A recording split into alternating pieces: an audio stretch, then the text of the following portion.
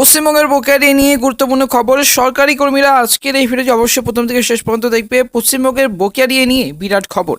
বকেয়া মহার্ঘ ভাতা নিয়ে দারুণ ঘোষণা করতে পারে মুখ্যমন্ত্রী। তবে এই নিয়ে নতুন বছরে 2024 সালের শুরুতেই হতে পারে বৈঠক। এই বৈঠকে উপস্থিত থাকবে পশ্চিমবঙ্গ রাজ্য সরকারি কর্মী সংগঠন ও মুখ্যমন্ত্রী মমতা ব্যানার্জি। এমন খবর পাওয়া যাচ্ছে সূত্র থেকে। বর্তমানে কেন্দ্র সরকারি কর্মীরা 46% হারে মহার্ঘ ভাতা পাচ্ছেন, কিন্তু রাজ্য সরকারি কর্মীরা পাচ্ছে 6% হারে। 40% কিন্তু পার্থক্য। এবং কেন্দ্র সরকারি কর্মচারীরা 46% হারে ডিএ পাচ্ছে এবং রাজ্য সরকারি কাঙ্ক্ষিত হারে ডিএ পাচ্ছেন 6% হারে ডিএ পাচ্ছেন আমাদের পশ্চিমবঙ্গের রাজ্য সরকারি কর্মীরা। এই কারণে রাজ্য সরকারি কর্মীরা ক্ষুব্ধ হয়ে উঠেছেন।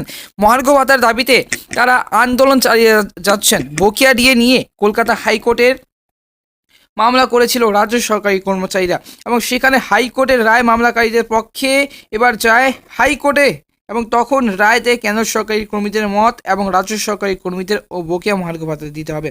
কিন্তু রাজ্যে এই রায় এর বিরুদ্ধে গিয়ে সুপ্রিম কোর্টে দ্বারস্থ হয়। তারপর থেকে এই মামলা সুপ্রিম কোর্টে চলছে, কিন্তু সুপ্রিম কোর্টে একের পর এক শুনানির পেছানোর ফলে সুপ্রিম কোর্টের রায় এর আশা অনেক সরকারি কর্মী ছেড়ে দিয়েছে। তবে সুপ্রিম কোর্টের রায় দিন এবং রায়ের যে দিন পেছালেও এই সরকারি কর্মীরা তাদের আন্দোলন চালিয়ে রেখেছে। আগে তাদের কর্মবিরতি পালন করতে দেখা গিয়েছিল, এবার তারা রাজ্য সরকার সাঁড়াশি আক্রমণের পথে নেমেছে।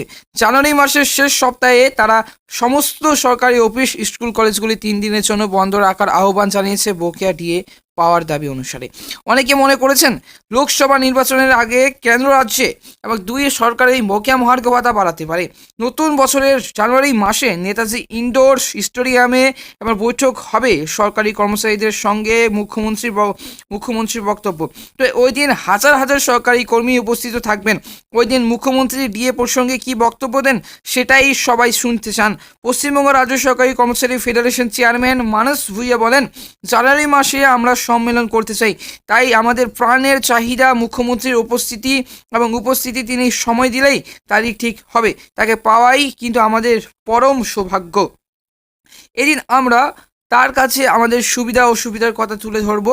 আমরা আশায় রয়েছি। মানস ভুঁইয়া এই কথায় আশাবাদী রাজ্য সরকারি কর্মীরা। তাদের মধ্যে অনেকে মনে করেছেন যে ওই দিন 40% না হলেও 3.5% বা 3 থেকে 5% ডিএ জানুয়ারি মাসে ঘোষণা করতে পারেন।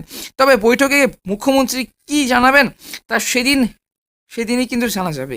তবে ওই দিন বৈঠকে যাতে অনেক সরকারি কর্মী উপস্থিত থাকে তার জন্য জেলায় জেলায় প্রচার করা হচ্ছে।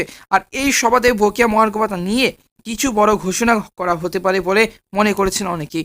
কারণ 2024 ফেব্রুয়ারি মাসে সুপ্রিম কোর্টে এই মহার্ঘ ভাতা নিয়ে মামলার শুনানি দিন ধার্য করেছে। এবারে এই জানুয়ারি মাসে বৈঠক আর ফেব্রুয়ারি মাসে সুপ্রিম কোর্টের রায়, এর দিকে সকল কিন্তু সরকারি কর্মচারীদের নজর থাকবে।